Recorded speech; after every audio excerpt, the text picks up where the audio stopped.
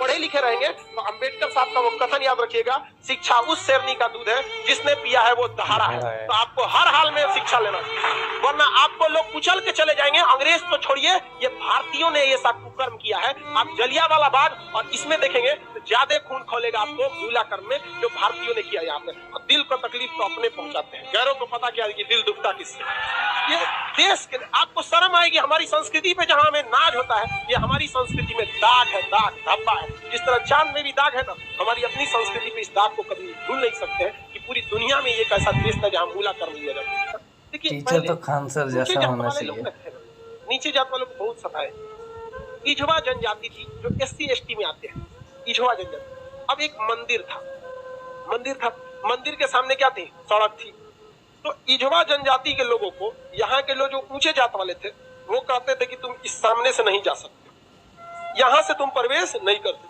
दूसरा रास्ता बहुत लंबा दूरी तय करके था, 5-6 किलोमीटर। अब अगर किसी का घर यहाँ है और उसको यहाँ जाना है तो वो मंदिर के रास्ते से नहीं जा सकता है, लौट के जाएगा पूरा गांव हेल के बाहर यहाँ पर, अब फिर आना है तो इस तरह से हेल के आए।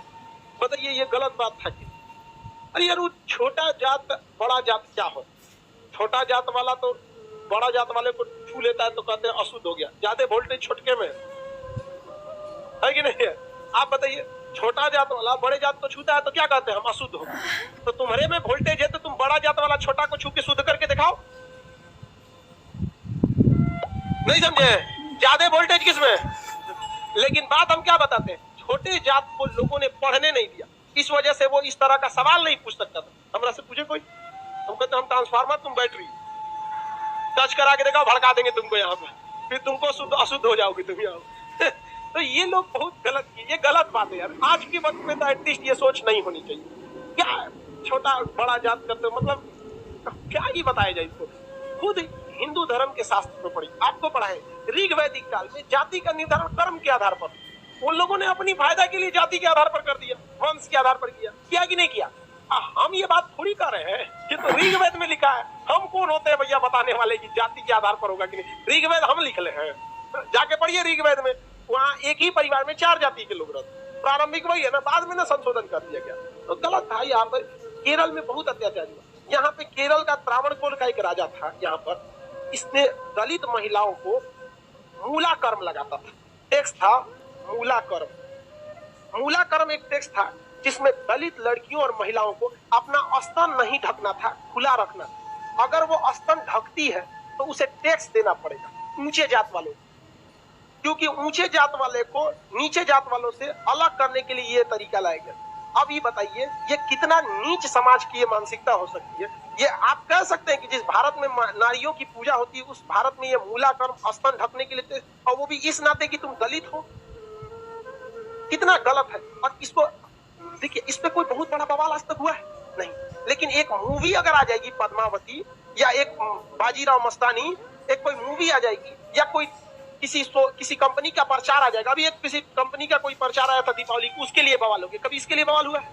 नहीं, होगा भी नहीं। रीजन क्या है? दलित लोग उतना पढ़ने ही नहीं दिया, इन लोग आगे भी नहीं दे रहे। दलित के कुछ नेता भी आए तो अपने परिवार को लगाने में आगे बढ़ गए, वो पढ़े लिखे नहीं।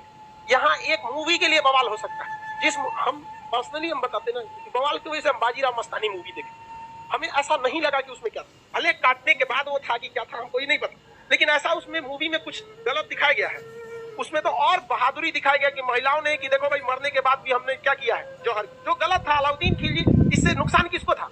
इससे अलाउद्दीन खिलजी का वो चेहरा जो सबको नहीं पता था वो भी देख लिया लोगों ने, लेकिन उसके लिए विरोध हो सकता है। लेकिन इतना गलत चीज के लिए कभी आपने विरोध देखा है?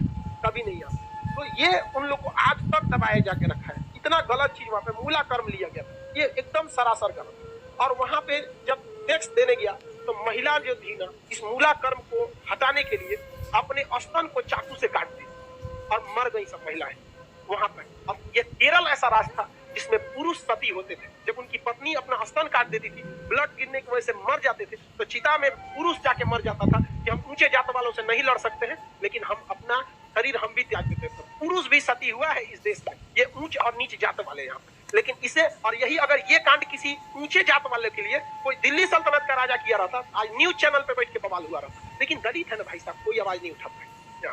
इसलिए आप एजुकेशन रहिए, आप ऊंचे जात के हैं या नीचे जात के हैं, पढ़े लिखे नहीं रहेंगे ना तो लोग कचल के चले जाएंगे, और आप पढ़े लिखे रहेंगे तो अंबेडकर साहब का वो कथन याद रखिएगा, शिक्षा उस शेरनी का दूध है जिसने पिया है वो दहाड़ा है। तो आपको हर हाल में शिक्षा लेना, वरना आपको लोग कुचल के चले जाएंगे। अंग्रेज तो छोड़िए, ये भारतीयों ने ये सब कुकर्म किया है। आप जलियांवाला बाग और इसमें देखेंगे तो ज्यादा खून खोलेगा आपको मूला कर्म में, जो भारतीयों ने किया यहाँ पे। और दिल को तकलीफ तो अपने पहुंचाते हैं, गैरों को पता क्या है कि दिल दुखता किससे। ये देश के, आपको शर्म आएगी हमारी संस्कृति पे जहाँ हमें नाज होता है, ये हमारी संस्कृति में दाग है, दाग धब्बा है। जिस तरह चांद में भी दाग है ना, हमारी अपनी संस्कृति पे इस दाग को कभी भूल नहीं सकते हैं कि पूरी दुनिया में ये एक ऐसा देश था जहाँ मूला कर्म लिया जाता है, लेकिन आज भी बहुत हल्के में इसे ले लिया जाता है, हल्के में ले। जानते क्यों? क्योंकि ये दलित के साथ, समझा गया कि नहीं? बहुत ऐसा होता है। कितना आदमी बताएगा, ज्यादा हम भी बोलेंगे तो हमारा कहेगा तू दलित का फेवर कर, हम कुछ ही फेवर कर, नहीं हुआ रहता नहीं बोलते। इजवा जनजाति के लोगों ने विरोध किया और इजवा जनजाति वालों ने क्या किया, इसको हटाया और मंदिर के सामने से वो क्या होने लगे, चादर। नहीं, भगवान ने कब कह दिया कि तुम हमको मतलब नहीं यार, राम जी सबरी के जूठे बेर खाए, तू राम जी से बड़ा हो गया है।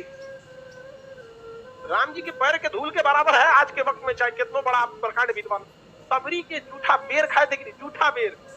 और आज लोग कहते हैं कि छू देंगे तो अशुद्ध। अरे भगवान जूठा बेर खाए, देख ले भैया, अब इससे बड़ा साक्ष्य क्या चाहिए। लेकिन नहीं, हम श्रेष्ठ रहेंगे, दूसरे को दबा के रखेंगे। ये सोच बहुत गलत है समाज, और ये धीरे धीरे सही होगा, और इसको आप डायरेक्ट नहीं सही कर सकते। अभी समाज में ऐसे लोग हैं ना जिनके दिमाग में ये बैठा हुआ है उच्च जात हम श्रेष्ठ हैं, ये समाज के लोग धीरे धीरे धीरे धीरे डिकम्पोज हो जाएंगे, बूढ़ा होके। समाज नई जनरेशन आ रही है ना, ये जनरेशन सही है, लेकिन इसमें भी बहुत सारे ऐसे हैं लोग जो ये बात को मतलब ले। लेकिन आज आप लोग युवाओं में, आप देखिए, आप लोग में ऐसी सोच नहीं है, अभी नहीं है, लेकिन आप अपने घर में देखिएगा, अपने दादा परदादा दादा, उन लोग में अभी भी ये सोच। हमारे यहाँ में हमारी दादी भी थी तो नौटंकी करते, हम खटिया पे बैठे थे उनके, हमारी दादी से नहीं जमता था, कोई नौकर वोकर आते थे तो ना काम करने के लिए, उसके लिए अलग गिलास रखी थी, उसके लिए शीशा का अलग रहता था।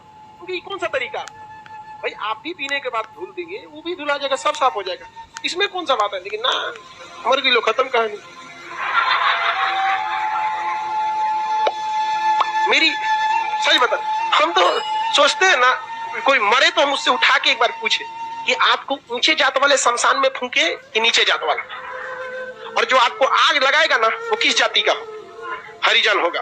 और जब तक वो मुखाग्नि ना देगा, आग ना देगा, आपका क्रियाकर्म ना हो, ये बताइए पावरफुल कौन?